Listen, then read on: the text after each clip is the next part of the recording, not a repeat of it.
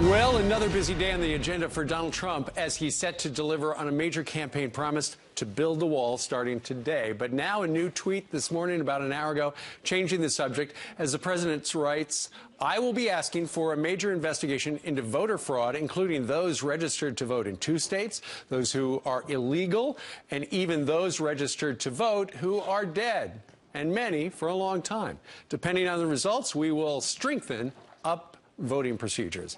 Here's reaction to talk about that and other things. Texas Governor Greg Abbott. Governor, good morning to you. Good morning, Steve. You know, we've done many stories on this channel about voter fraud. There's that woman in Cleveland who said that she voted for Barack Obama 10 times.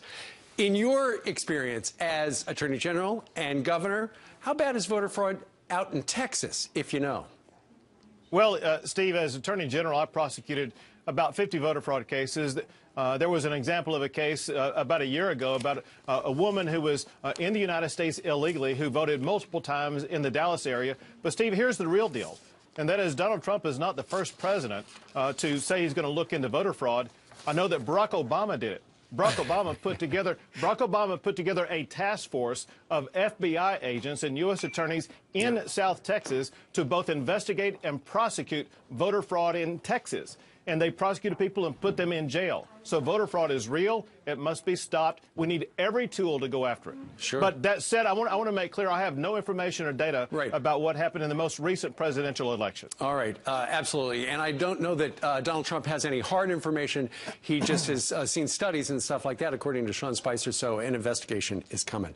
Meanwhile, one of the things that Donald Trump signed yesterday, I believe, was an executive order regarding sanctuary cities, essentially getting rid of those. But there is a sheriff there in Travis County, Texas, which is the county seat is Austin, where you're sitting right there.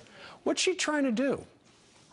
She really is trying to create a sanctuary city here in the state of Texas. I got to tell you, Steve, this is completely outrageous because what she is doing under her plan, she would give sanctuary to people who are in the United States illegally, who've been convicted of crimes in the past, of heinous crimes like armed robbery. They could have been operating in conjunction with drug cartels, and she would not cooperate with ICE whatsoever. And so it creates a sanctuary. And so, Steve, we are going to crack down on this and ban sanctuary cities in Texas. You are personally, right?